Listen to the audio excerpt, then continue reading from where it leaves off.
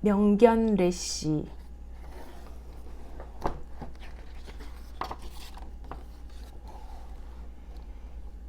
영국의 어느 마을에 래시라고 하는 무척 영리한 개가 있었어요. 래시는 날마다 오후 4시가 되면 주인인 조를 마중하러 학교까지 달려갔어요. 오늘도 수업이 끝나자 학생들이 학교에서 우르르 몰려 나왔어요. 래시는 아이들 사이에 있는 조를 금방 찾아내 꼬리를 흔들면서 달려갔습니다. 조는 래시를 무척 자랑스러워했어요. 조의 친구들은 모두 래시의 주인인 조를 부러워했습니다. 왜냐하면 래시는 마을에서 가장 훌륭한 개였거든요. 조의 아버지와 어머니도 래시를 진심으로 귀여워했어요. 어느 날 마을의 제일 가는 부자인 루드링 공작이 조의 아버지를 찾아왔습니다. 이 개를 나에게 팔지 않겠나? 조의 아버지는 단호히 거절했습니다. 그 후에도 여러 번 공작이 래시를 얻으려고 했지만 아버지는 그때마다 거절했어요. 래시는 우리 가족입니다. 아무리 많은 돈을 주어도 팔 수 없습니다. 래시와 헤어지게 될까봐 걱정하던 조는 안심했습니다. 그러던 어느 날 아버지가 일하던 탄광이 문을 닫아 생활이 어려워졌습니다. 며칠 후 래시가 학교로 마중을 오지 않자 조는 걱정이 되어 헐레벌떡 집으로 달려왔어요. 엄마, 래시 어디 있어요? 조야, 미안하구나. 집이 너무 어려워 어쩔 수 없이 래시를 공작에게 팔았단다. 조는 울음을 터뜨렸어요. 그 무렵 공작의 집으로 간 래시는 아무것도 먹지 않고 있었습니다. 바로 그때 공작이 손녀딸 프리실라와 함께 래시를 보러 왔어요. 뭐 하고 있는 건가? 아무것도 먹이지 못하다니. 공작이 사육하는 사람을 야단치자 래시를 살펴보던 프리실라가 말했어요. 틀림없이 운동 부족일 거예요. 산책을 시키면 배가 고파 먹을지도 몰라요. 사육하는 사람은 당장 래시를 데리고 산책을 나갔어요. 마침 래시를 알리는 종이 울렸어요. 종소리를 들은 래시는 입으로 끈을 풀고 학교를 향해서 달려가기 시작했어요. 그리고 학교 수업을 마치고 나오는 조에게 달려들었어요. 래시야, 돌아왔구나. 이제 아무데도 보내지 않을 거야. 조는 래시를 꼭 끌어안았어요. 그런데 집에 돌아와 보니 래시를 사육하는 사람이 기다리고 있었습니다. 역시 이리로 도망쳐 왔군. 자, 얼른 돌아가자. 사육하는 사람은 래시를 억지로 끌고 갔어요. 래시를 데려가지 말아요. 조는 또다시 래시와 헤어지는 것이 슬펐어요. 그날 밤 조는 울다가 잠이 들었어요. 꿈속에서 조는 래시와 달리기도 하고 함께 구르기도 하면서 즐겁게 놀았지만 잠에서 깨어보니 래시는 그곳에 없었어요.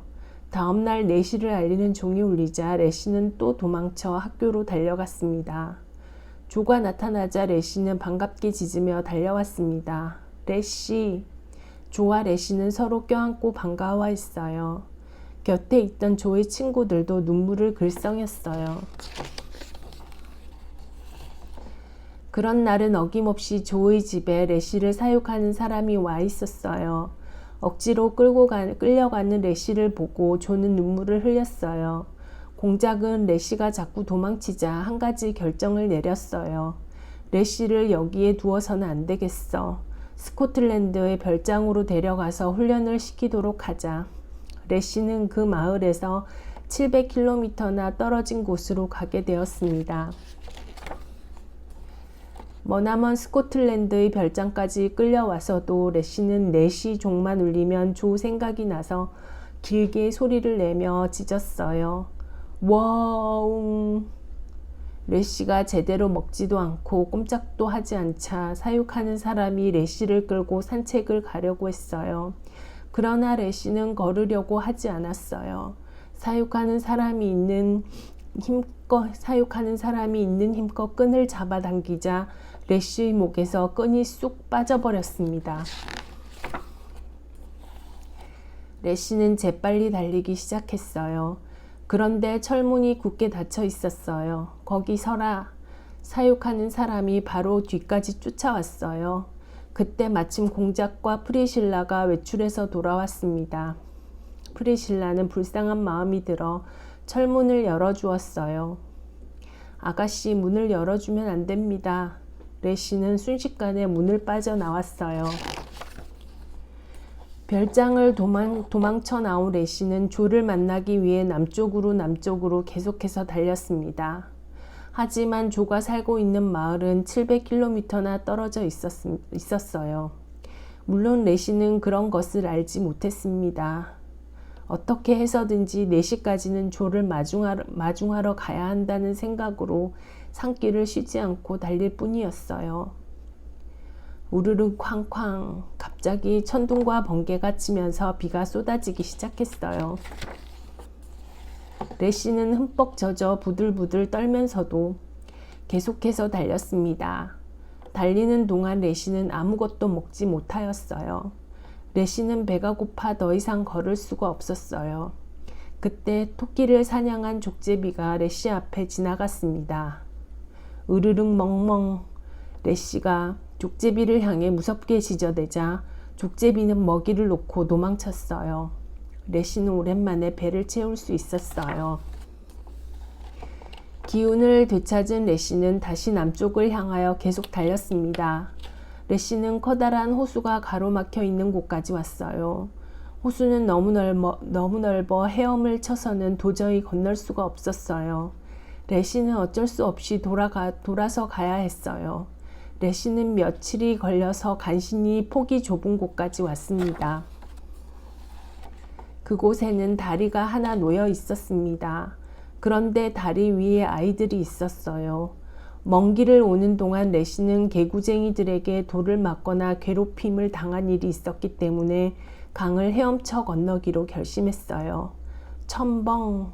그런데 레시가 뛰어든 곳은 물의 흐름이 매우 빠른 곳이었어요. 레시는 죽을 힘을 다해서 헤엄쳤어요.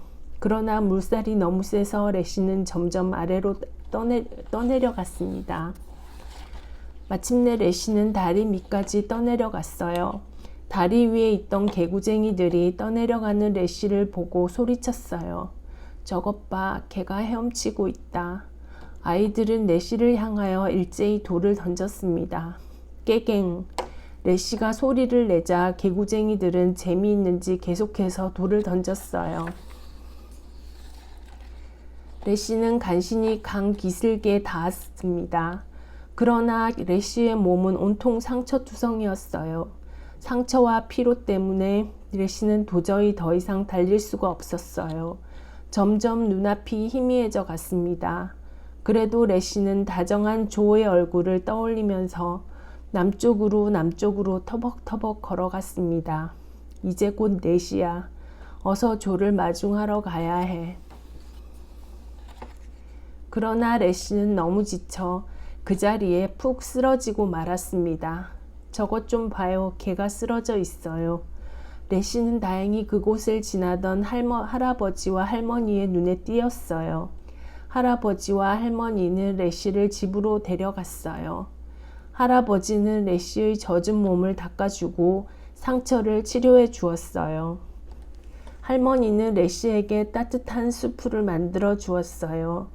레시는 고맙다는 뜻으로 꼬리를 흔들어 보였어요. 이제 많이 회복된 것 같구나. 레시는 할아버지와 할머니 덕분에 금세 기운을 되찾았어요. 그리고 다시 조를 만나러 가기 위해 밖으로 나왔어요. 좀 더 쉬었다 가면 좋으련만. 틀림없이 무슨 까닭이 있을 거야. 조심해서 가렴. 할아버지와 할머니의 배웅을 받으면서 레시는 다시 남쪽으로 달리기 시작했어요. 레시의 여행은 계속되었습니다. 그러던 어느 날 레시는 떠돌이 그릇 장수인 롤리 아저씨를 만났어요. 너도 톳과 함께 먹으렴.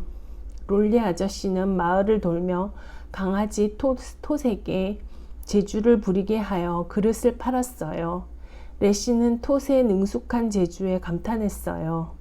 롤리 아저씨도 남쪽으로 여행을 하고 있었기 때문에 레시를 한 식구로 끼워주었어요. 그러던 어느 날 호젓한 들판에서 쉬고 있을 때였어요. 어디선가 갑자기 도둑이 습격해 왔어요. 성난 톳이 작은 몸으로 도둑에게 덤벼들었지만 그만 몽둥이에 맞아 죽고 말았어요.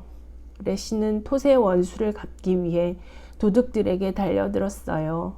도둑들은 모두 도망치고 말았습니다. 롤리 아저씨는 톳의 시체를 끌어안고 밤새도록 울었어요.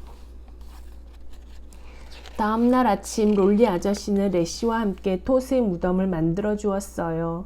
그리고 다시 남쪽으로 길을 떠났어요. 얼마쯤 갔을 때 갈림길이 나오자 롤리 아저씨는 레시와 가는 방향이 달라서 아쉬워하며 헤어졌어요. 어느덧 겨울이 되었습니다. 레시는 아무것도 먹지 못한 채 내리는 눈을 맞으며 남쪽으로 계속해서 걸어갔습니다. 4시까지 조를 마중하러 가야 해. 레시는 눈 속에 빠지면서도 조를 생각하며 이를 악물고 걸었어요. 땡땡땡땡. 학교의 종이 4시를 알렸습니다. 마침내 조의 학교까지 온 레시는 밖으로 나오는 조를 발견하였습니다. 그리고 마지막 힘을 다하여 조에게 달려갔어요. 레시야. 조는 레시를 끌어안고 울음을 터뜨렸습니다. 700km라는 먼 길을 걸어서 조에게 돌아온 레시를 보고 마을 사람들도 감격의 눈물을 흘렸어요. 레시의 이야기를 들은 루드링 공작도 마음속으로 깊이 감탄했습니다. 그리고 조의 아버지를 레시를 사육하는 사람으로 고용했어요. 결국 조는 레시와 함께 지낼 수 있게 되었어요. 오늘도 4시가 되면 레시는 조를 마중하러 달려갈 것입니다.